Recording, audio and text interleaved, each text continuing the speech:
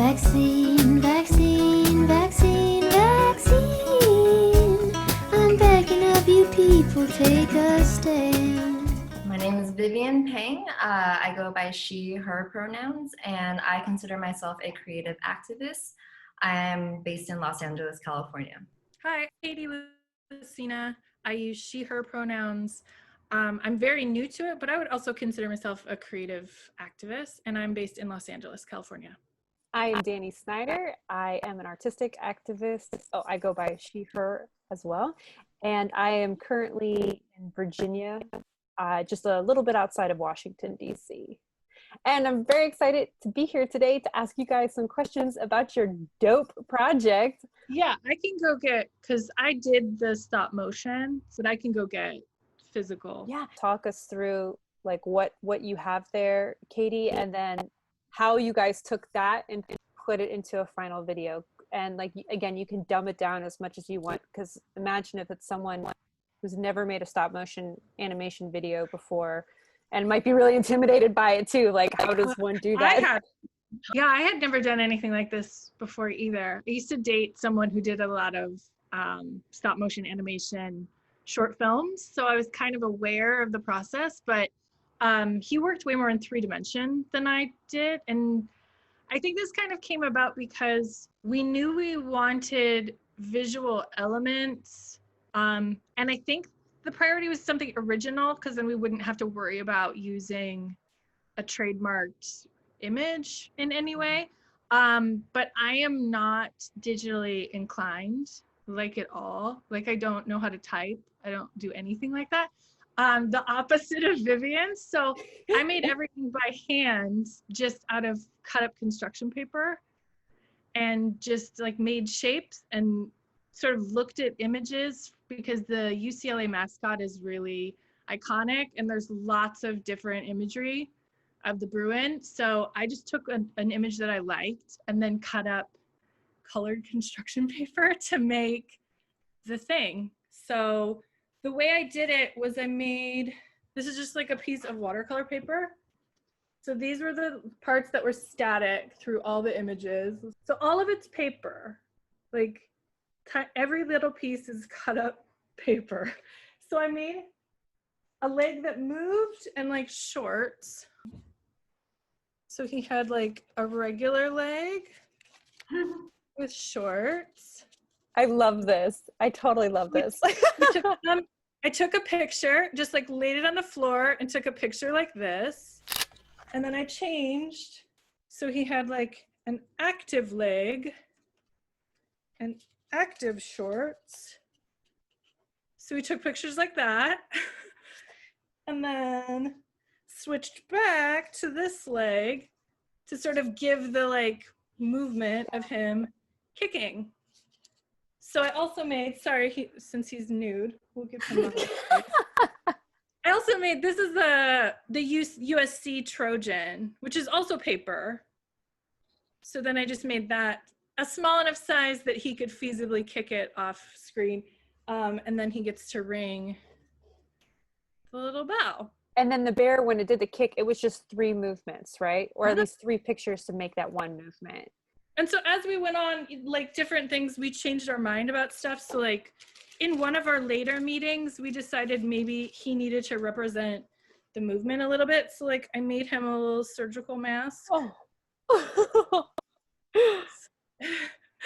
So that he could be representing that masks are important. Mm-hmm. And I did a lot of like lettering too. A lot of the poster work I was making, again, like I don't have a lot of graphic design background, so I would just actually cut up paper and make letters and do like line work. So like I had all these things for Vivian to use, just like a bunch of letters for us to spell out things. So I would take pictures of all of that and send it. And then Vivian was the one who really polished everything and made it into an animation from like the still photos I took. Can you talk about what kind of camera you used? Did you just use your like phone or? My phone, yeah.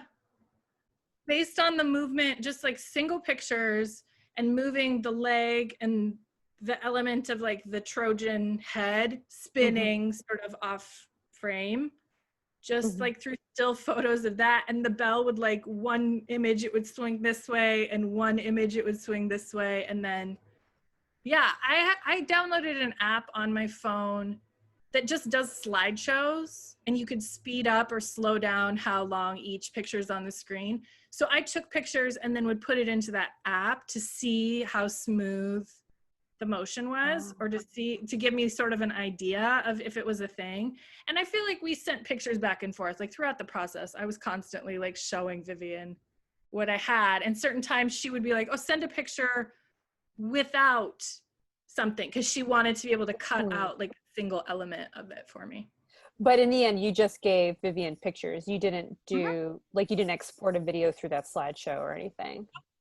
Okay, so Vivian, can you talk about then your part, and hopefully for those of us who've never done this kind of work before, we will be inspired to learn how to do it.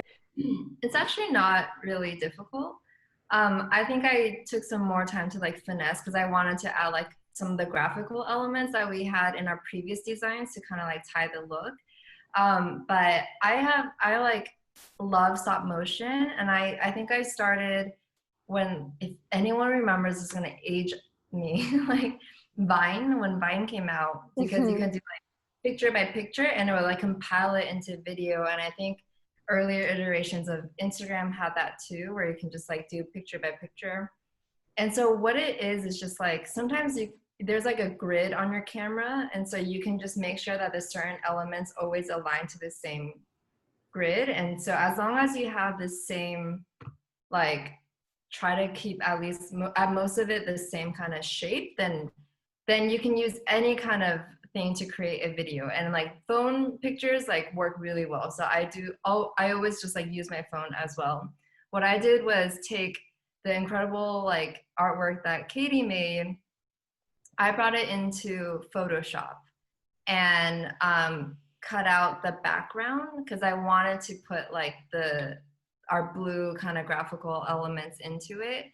So then I cut up the background, and it's just about matching like the bear. So keeping the bear consistent, and then everything else is just like compiling the same images one after another, and then export it as a video or a GIF or anything. So I use Photoshop because I was cutting out the background.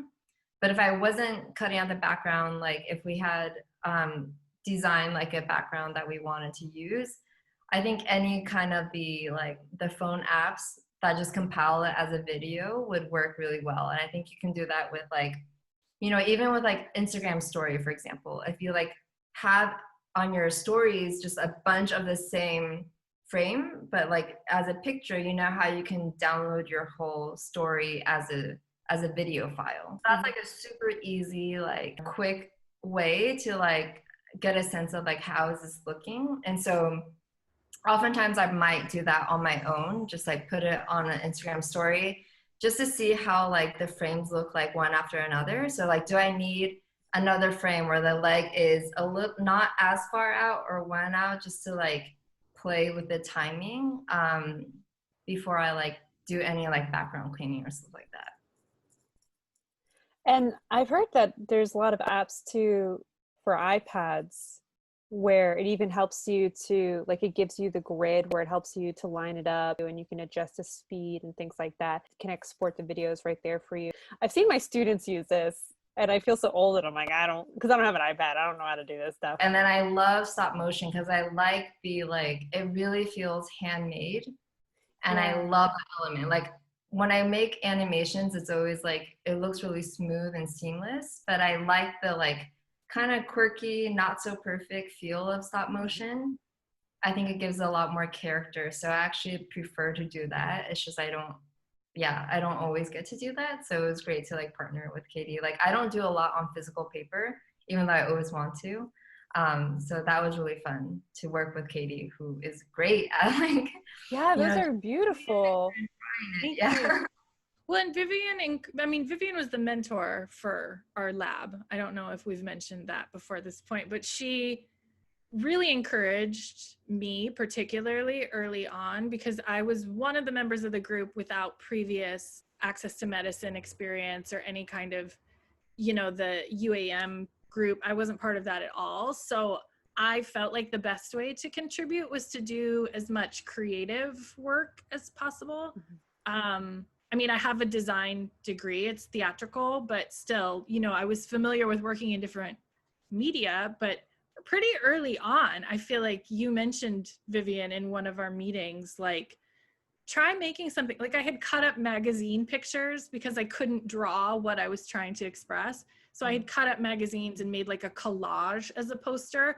And she said something like, is there any way you could make that move? Like, could you make it into a more vibrant sort of a thing? And like, I tried something very simplistic first, with the idea of like money going into a university and then vaccine coming out in like little hearts and like landing on people. Just to play with like, can I do this? And she responded really well to it. I remember like Steve really liked it. Like there was a response to it. So then we just kind of kept on that path, and it seemed like, oh, well, there's something here. Let's just try to refine it and clean it up. So another question I had was actually in your creative process, which I'm not sure how much you jumped into designing stuff before talking about the story. But what I found really interesting was that before I watched the stop motion video, I kind of already had an expectation in my head that it was just going to be like these two images, these two logo images, and it almost like the start of like an NFL game or something where like the two helmets come together and you know there's going to be a fight, but that's all you see, right? But you guys gave us a whole story where like the head gets kicked out of the screen. And I was wondering how you came up with that. I mean, it's a very simple story, but there is a very beginning, middle, and end, you know, how you came up with that, why you chose to do it that way instead of just saying, oh, these two universities are going to face off. And then what was the effect of that? Like, did you get any responses from this helmet getting kicked out of the screen? I feel like it came about purely because we were trying to put more pressure on UCLA. Like, I mean, it's a very, like, UCLA wins the video. You know what I mean? So we knew that the end game was, we were trying to get something that would inspire UCLA to overcome this rivalry. So yeah, I don't remember. I mean, I feel like that was just spitballing in a group meeting. Yeah, I think we had like another video that was more of what you were saying, Danny, which is like the two schools, and then like you see the researchers, and it was like, who will win, right? But that was like so open-ended, and I think because we were introducing such a new idea, which is like rivalry between the researchers versus like rivalry between like a sports activity, which is what people normally follow, it got zero traction. And it wasn't as emotive as like, you know, you see this like bear kicking the helmet and the bear wins, right? And that's what, like Kaity was saying, we wanted to encourage UCLA, like that was our main target. Whereas previously we were trying to like get the two schools to like come at each other, but no one reacted to that. So I think in one of our meetings we were like, well, what if like the bear wins? And then the whole storyline, that's all Kaity. She just like, I think we walked away from that meeting not knowing really what it would look like, but then Kaity like sent this over where like the bear is like kicking the helmet, and that was so effective. And I think even like internally, like when we played the stop motion for our team internally, like we got a lot of reaction, just like everyone's like, wow, you know, like let's send this video around. That was way more exciting than the previous video. So that's already like within our group, we could tell that this was something that could be really interesting and could get people excited, because you don't have to know exactly like what we're talking about, but if you identify with UCLA, you're like, yeah, like I want to win whatever this is, and that's a hook to get people interested.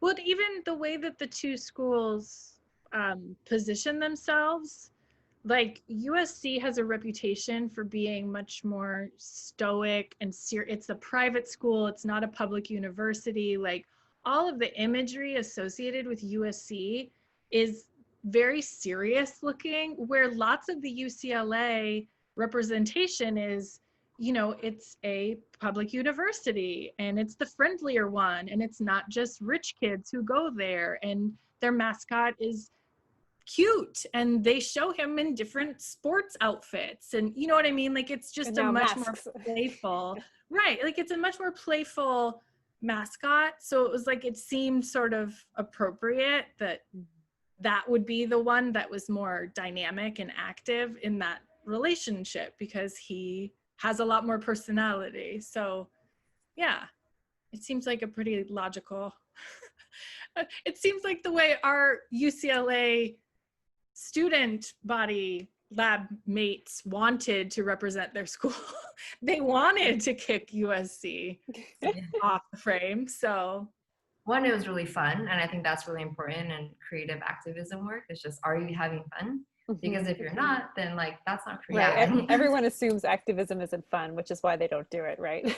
So Yeah. There you go. It's hard, but it can be really fun. And I think when you find something that is fun, that's always kind of like, you know, a inclination like, oh, we're onto something. If we're having fun doing it, then the audience should have fun engaging with it too. Well, I hope that you guys keep getting more views, and I hope our viewers of this video will go check it out and get more views for you and share it as well. And maybe even in the future we can do another like interview video update if there's any changes to y'all's mission, to your, like maybe you guys do another video, whatever. Please keep us posted. And thank you guys so much for coming out for this interview. thanks, Danny. Thank you so much. Thank you.